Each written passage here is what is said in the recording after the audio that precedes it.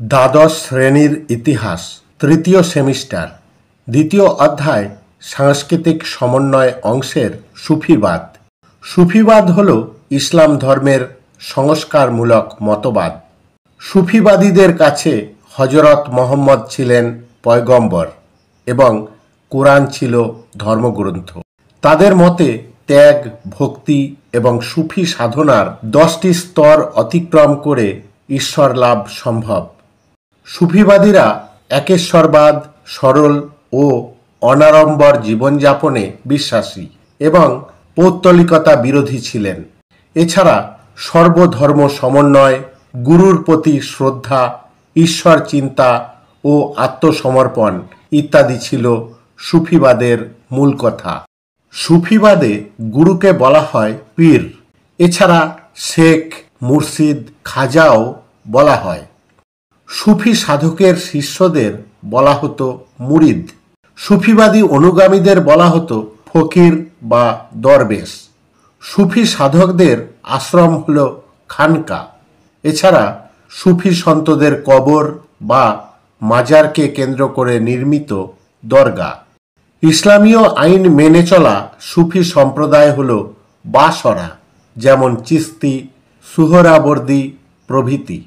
ইসলামীয় আইন অর্থাৎ শরীয়ত সরা মান্য না করা সুফি সম্প্রদায় হল বেসরা, যেমন মাদারি, কলন্দর, মালঙ্গ, দায়দিরি প্রভৃতি।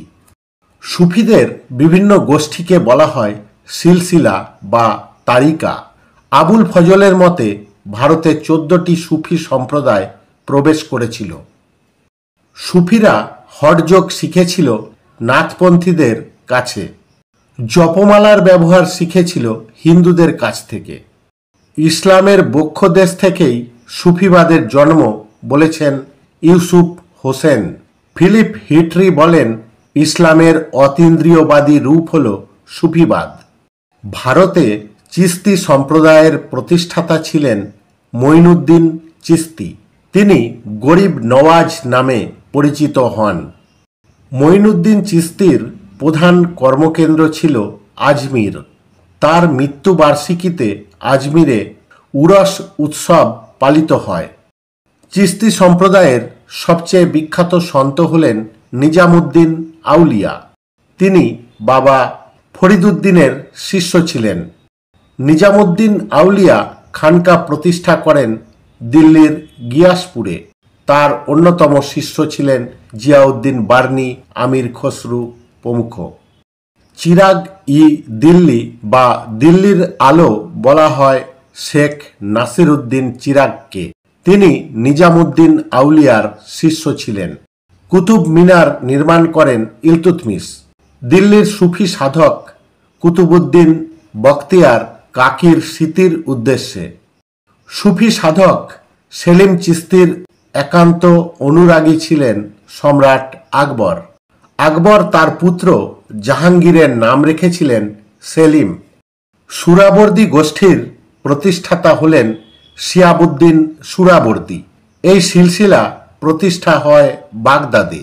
ভারতে সুরাবর্দী সম্প্রদায়ের প্রতিষ্ঠাতা হলেন বাহাউদ্দিন জাকারিয়া, যাকে শেখ উল ইসলাম উপাধি দিয়েছিলেন ইলতুৎমিশ। ফিরদৌসি সম্প্রদায়ের প্রতিষ্ঠাতা হলেন শেখ বদরউদ্দিন সমরখন্দি। শেখ শরফ উদ্দিন আহমেদ ছিলেন এই সিলসিলার শ্রেষ্ঠ সাধক। কাদিরিয়া সুফি সিলসিলার প্রতিষ্ঠাতা হলেন আব্দুল কাদির জিলানি। তিনি ছিলেন বাগদাদের অধিবাসী। ভারতে নকশবন্দি সিলসিলার প্রতিষ্ঠাতা হলেন খাজা বাকি বিল্লাহ। নকশবন্দ কথার অর্থ চিত্রকর। শেখ আহমদ সিরহিন্দ ছিলেন এই গোষ্ঠীর অন্যতম প্রবক্তা। সুফিদের কীর্তন বা বাউলধর্মী গান যে নামে পরিচিত সমা। বিভিন্ন সুফি দরগায় তীর্থযাত্রাকে বলা হয় জিয়ারত। ধন্যবাদ।